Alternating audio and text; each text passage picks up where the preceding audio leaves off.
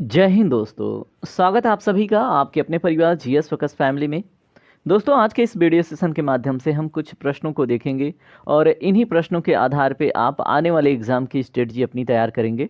हम उनको डिटेल में देखेंगे कि आपके कम से कम 4-5 क्वेश्चन यहाँ से हो जाए। ठीक है, तो चलिए स्टार्ट करते हैं आज के सेशन को और देखते हैं पूछे गए प्रश्नों को।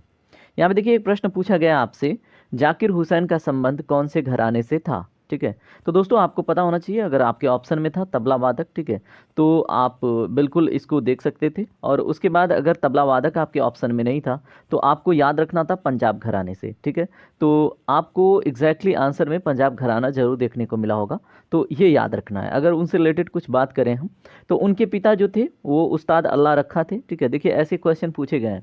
कभी चंद्रगुप्त मौर्य जी के माता के बारे में प्रश्न पूछा है, तो कभी उन्होंने मौर्य साम्राज्य की स्थापना कब की, ये पूछा गया है। ठीक है, तो कुछ जानकारी इधर उधर करके क्वेश्चन बनाए गए हैं। ठीक है, उसके बाद पंजाब घराने के प्रमुख जो तबला वादक थे कौन, उस्ताद अल्लाह रखा। तो ऐसा भी प्रश्न बन सकता है आपसे कि पंजाब घराने के जो प्रमुख तबला वादक थे वो कौन थे, तो उस्ताद अल्लाह रखा थे। ठीक है, ये भी आपको याद रखनी है।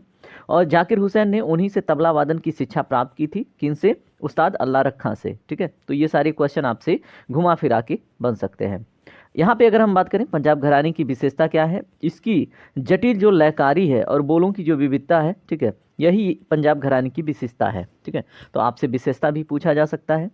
और जिससे जाकिर हुसैन ने अपनी कला में उत्कृष्ट रूप से ये प्रस्तुति, ठीक है, या फिर उन्होंने सीखा और प्रस्तुत किया। तो ये सारी चीज़ें अगर आपको पता है तो क्या पता अगला क्वेश्चन आपसे पूछा जाए तो आपसे बन जाएगा। चलिए बात करते हैं अगले प्रश्न पे।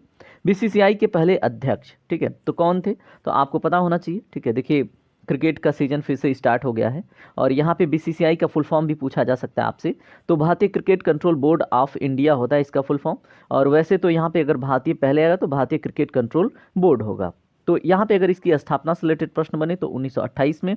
लेकिन यहाँ पे प्रश्न है पहले अध्यक्ष, तो इनके पहले अध्यक्ष रेजिनॉल्ड एबरक्राम्बी ग्रांट गोवन थे। ठीक है, तो ये चीज़ आपको याद रखनी थी। उसके बाद स्थापना पूछा जाए 1928 से 1933 तक। ठीक है, और ये क्या थे, इसके पद पे ये आसीन थे, लेकिन स्थापना 1928 में हुई थी। ठीक है, ग्रांट गोवन एक ब्रिटिश उद्योगपति थे और उन्होंने भारतीय क्रिकेट के संगठनात्मक ढांचे की स्थापना में अपनी महत्वपूर्ण भूमिका निभाई थी, जिसकी वजह से इनको बीसीसीआई के पहले अध्यक्ष के रूप में क्या मिला, सम्मान मिला।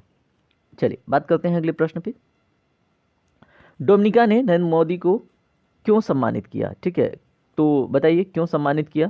तो दोस्तों डोमिनिका एक कंट्री है, उन्होंने प्रधानमंत्री नरेंद्र मोदी को कोविड-19 महामारी के दौरान देश को एस्ट्राजेनेका वैक्सीन की 70,000 है ये, ठीक है, खुराक प्रदान करने और भारत डोमिनिका संबंधों को मजबूत करने के लिए उनके असाधारण योगदान के लिए, ठीक है, इनको सम्मानित किया है। तो आप याद रखेंगे, तो ये वहाँ का सर्वोच्च राष्ट्रीय सम्मान से सम्मानित हैं, जिसको हम डोमिनिका अवार्ड ऑफ ऑनर्स के नाम से, ठीक है, जानते हैं। तो याद रखिएगा। चलिए बात करते हैं अगले प्रश्न पे। भारत के राष्ट्रीय सुरक्षा सलाहकार कौन हैं, तो दोस्तों अजीत डोभाल जी हैं, आपको याद रखना है। उन्होंने 2014 से इस पद को संभाल रखा है, ये भी याद रखना है। डोभाल एक पूर्व भारतीय पुलिस यानी कि एक आईपीएस अधिकारी भी रह चुके हैं। उन्होंने खुफिया और सुरक्षा मामलों में अपना महत्वपूर्ण योगदान दिया है, ये भी आपको याद रखना है। ठीक है, अगला प्रश्न देखिए क्या है।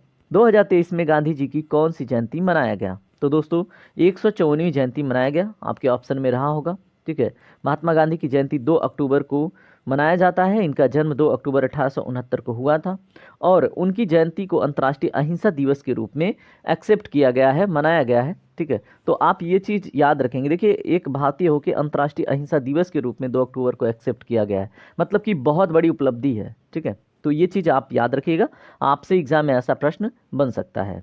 चलिए बात करते हैं अगले प्रश्न पे। लाडो लाली लोक कला किस जनजाति द्वारा किया जाता है, तो दोस्तों ये है एक पारंपरिक लोक कला, किसकी, मध्य प्रदेश की एक भील जनजाति है। ठीक है, उसके द्वारा ये प्रस्तुत की जाती है और भारत की सबसे बड़ी जनजाति भी भील जनजाति है 2011 के जनगणना के अनुसार। ठीक है, तो याद रखेंगे। उत्तर प्रदेश की अगर पूछ ले तो गोंड है। ठीक है, इस कला में नृत्य, संगीत और नाटक का समन्वय होता है, यानी कि एक ही साथ नृत्य भी होता है, उसमें संगीत भी होता है और नाटक भी होता है। ठीक है, किसमें, लाडो लाली लोक कला में। तो ये चीज़ें आपको याद रखनी है, जो उनकी सांस्कृतिक धरोहर का हिस्सा है, दर्शाता है। बात करते हैं अगले प्रश्न पे।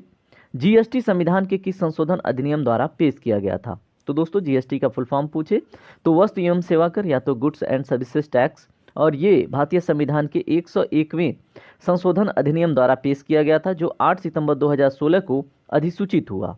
इस संशोधन ने देश में एकीकृत जो टैक्सेशन सिस्टम है वो लाने का एक तरह से प्रावधान किया। ठीक है, तो आप याद रखेंगे।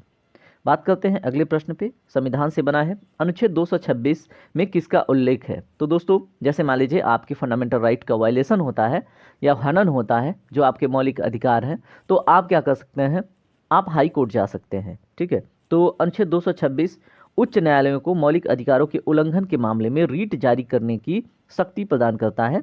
इस अनुच्छेद के तहत उच्च न्यायालय किसी भी व्यक्ति या प्राधिकरण को न्याय के हित में आदेश, निर्देश या रीट जारी कर सकते हैं। ठीक है, तो ये चीज़ें आपको पता होती तो प्रश्न बन जाता। अगला प्रश्न क्या है, रोजगार और कृषि पर जोर देने वाली पंचवर्षीय योजना कौन सी थी? तो दोस्तों दूसरी पंचवर्षीय योजना थी जो 1956 से 1961 में मतलब ये लागू हुई थी। ठीक है, और देखिए पंचवर्षीय योजना तो पूरा रट के जाइए, 1 से 2 प्रश्न पूछे जा रहे हैं हर एक शिफ्ट में। ठीक है, अब यहाँ पे देखिए इनका मुख्य फोकस औद्योगिक विकास पर था। इस योजना के तहत भारी उद्योगों की स्थापना हुई थी जैसे इस्पात, कोयला, मशीन और निर्माण। तो आपसे ये भी प्रश्न बन सकता है कि बोकारो की स्थापना या फिर भाखड़ा नागल बांध की स्थापना या फिर हीराकुंड बांध की स्थापना किस पंचवर्षीय योजना के अंतर्गत हुए? तो दोस्तों याद रखेंगे दूसरी पंचवर्षीय योजना, जो कि बहुत इंपॉर्टेंट है। ठीक है, तो एक बार आप बोकारो को कंफर्म कीजिएगा, आई थिंक वो तीसरी पंचवर्षीय योजना में हुआ था उसकी स्थापना, लेकिन जो हीराकुंड डैम है, भाखड़ा नांगल है परियोजना, ये सब दूसरी पंचवर्षीय योजना के हिस्से में आते हैं। उसके बाद अगर हम बात करें जिससे देश औद्योगिकरण की नींव रखी, ठीक है, तो ये दूसरे पंचवर्षीय योजना की बात थी, आपके ऑप्शन में ये देखने को मिला होगा। इस तरह से जितने प्रश्न मुझे अभी तक मिल पाए हैं वो आप लोगों ने देख लिया, और जो स्ट्रेटजी है कि आप इन टॉपिक के बैकग्राउंड में जितने भी आप पढ़ सकते हैं पढ़ लीजिए, इस चैनल पे आपको मिल जाएगा वो सारी चीज़ें। ठीक है, और देखिए अब मैं आपसे बोलूँगा कि अगर आपको वीडियो का इन्फॉर्मेशन अच्छा लगा, क्लैरिटी मिली, तो प्लीज़ आप वीडियो को लाइक ज़रूर कीजिएगा। अगर नए हैं, आप एक स्टूडेंट हैं, तो सब्सक्राइब करके आप इसका पार्ट अवश्य बनिएगा। मिलते हैं अगले वीडियो में, तब तक ने अपना ख्याल रखें। जय हिंद, जय भारत।